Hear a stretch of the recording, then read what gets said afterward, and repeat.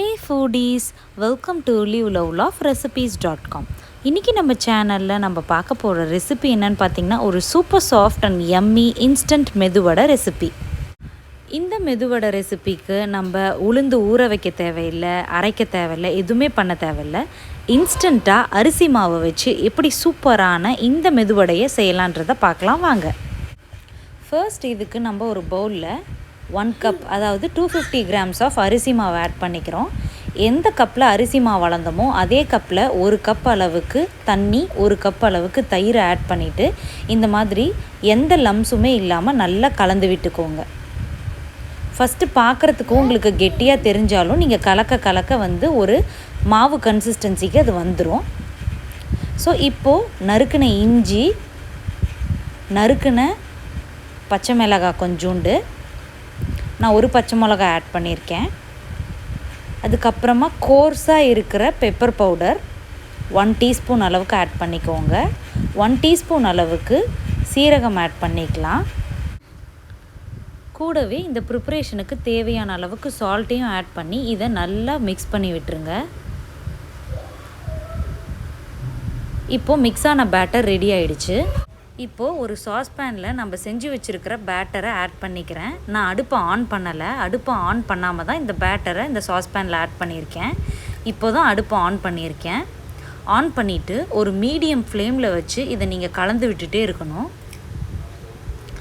ஒரு 3 to 4 மினிட்ஸில் பார்த்தீங்க அப்படின்னா இது நல்லா கெட்டியாக ஒரு மாவு பதத்துக்கு வந்துடும். நம்மளுக்கு கண்டிப்பாக லோ மீடியம் ஃப்ளேம்லேயே வச்சு இதை குக் பண்ணுங்கள், இல்லைனா அடிப்பிடிச்ச மாதிரி ஆகிடும். அப்புறம் அந்த அடிப்பிடிச்ச வாசனை அந்த மாவில் வந்துடும். நம்ம வடையை சுட்டு எடுக்கும்போது அப்புறம் அந்த டேஸ்ட்டு நல்லா இல்லாமல் ஆகிடும். இப்போ பார்த்திங்களா ஒரு 3 to 4 மினிட்ஸில் நம்ம மாவு சூப்பராக ரெடி ஆகிடுச்சு. இப்போது நம்ம அடுப்பை சுவிட்ச் ஆஃப் பண்ணிடலாம். சுவிட்ச் ஆஃப் பண்ணதுக்கப்புறமா இந்த மாதிரி ஒரு பெரிய சைஸ் வெங்காயத்தை பொடியாக சாப் பண்ணி வச்சுருக்கிறேன், அதை ஆட் பண்ணிக்கலாம். கொஞ்சமாக பொடியாக நறுக்கின கருவேப்பிலையையும் கொத்தமல்லியையும் ஆட் பண்ணி எல்லாத்தையும் நல்லா கலந்து விட்டுறலாம்.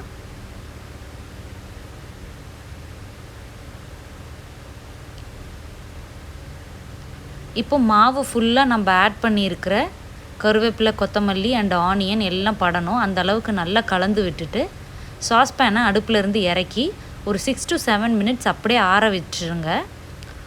மாவு நல்லா ஆறுனதுக்கப்புறமா ஒரு பவுலுக்கு ட்ரான்ஸ்ஃபர் பண்ணிவிட்டு இந்த மாதிரி ரெடி பண்ணி வச்சுக்கோங்க. இப்போ ஒரு தட்டில் லைட்டாக ஆயில் அப்ளை பண்ணி க்ரீஸ் பண்ணிடலாம். கைக்கும் ஆயிலை க்ரீஸ் பண்ணிக்கோங்க. இப்போ கொஞ்சமாக மாவு எடுத்து நம்ம வடை ஷேப்புக்கு தட்டி வச்சிட வேண்டியது தான். இப்போ பாருங்கள், எந்த கிராக்ஸுமே இல்லாமல் லைட்டாக ஒரு ப்ரெஸ் கொடுத்து வடை ஷேப்புக்கு கொண்டு வந்துட்டு நடுவில் ஒரு ஓட்டை போட்டுருங்க.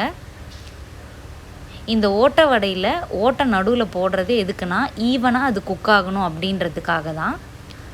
ஸோ பர்ஃபெக்டாக இந்த மாதிரி எல்லா மாவையும் பிடிச்சி செஞ்சு வச்சுருங்க.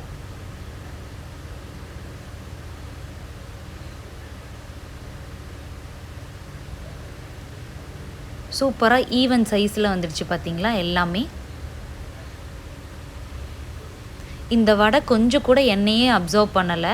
நான் எவ்வளோ எண்ணெய் ஆட் பண்ணணும், அந்த எண்ணெய் கொஞ்சம் தான் குறைஞ்சிருந்ததே தவிர அப்படியே ஆயிலெலாம் இருந்தது. நான் 2 விதமாக உங்களுக்கு அதை காட்டியிருக்கேன்.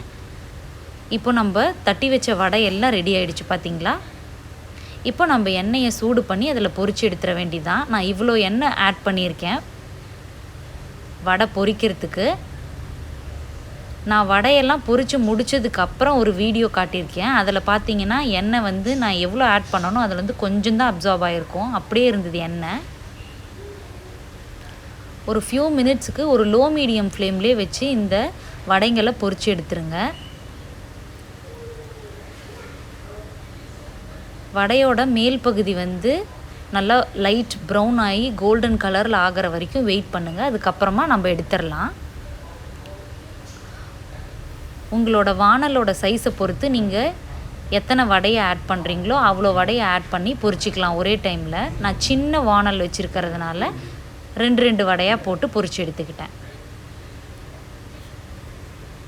இப்போ நம்மளோட வடை பார்த்திங்களா நம்மளோட ரிக்வயர்ட் கன்சிஸ்டன்சிக்கு வந்துருச்சு. இதை எடுத்து வச்சிடலாம். இது நான் ஃபஸ்ட்டு சுட்ட வடை. இப்போ நான் காட்டுற வீடியோ பார்த்திங்கன்னா வடையெல்லாம் சுட்டு முடிச்சிட்டேன். அதான் அந்த பிளேட்டை காட்டுறேன். ஃபைனலாக ஒரே ஒரு வடை மட்டும் மிச்சம் இருக்குது. இந்த வடையை மட்டும் இப்போ பொரிச்சு எடுக்க போகிறோம். எண்ணெயை பார்த்தீங்களா அப்படியே இருக்குது. கொஞ்சமாக தான் எண்ணெய் அப்சர்வ் பண்ணியிருக்கு.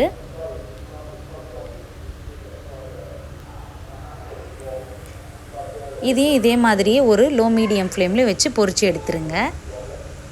கண்டிப்பாக அடுத்த தடவை நீங்கள் வடை செய்ய ட்ரை பண்ணும்போது இந்த இன்ஸ்டன்ட் வடை ரெசிப்பியை ட்ரை பண்ணி பார்த்துட்டு எப்படி வந்திருக்குன்றத கமெண்ட்ஸில் சொல்லுங்கள். ஏற்கனவே ஸ்வீட்ஸ் அண்ட் சேவரி லிஸ்ட்டில் நான் நிறைய ஸ்வீட்ஸ் அப்லோட் பண்ணியிருக்கேன். கண்டிப்பாக அதெல்லாம் செக் பண்ணுங்கள். நீங்களும் இந்த ரெசிப்பியை கண்டிப்பாக ட்ரை பண்ணி பார்த்துட்டு எப்படி வந்திருக்குன்றத சொல்லுங்கள். இந்த ரெசிபி உங்களுக்கு பிடிச்சிருந்ததுன்னா லைக் பண்ணுங்கள், உங்கள் ஃப்ரெண்ட்ஸ் அண்ட் ரிலேட்டிவ்ஸ் கூட ஷேர் பண்ணுங்கள், அண்ட் மறக்காமல் நம்ம சேனலையும் சப்ஸ்கிரைப் பண்ணுங்கள். தேங்க்ஸ் ஃபார் வாட்சிங்.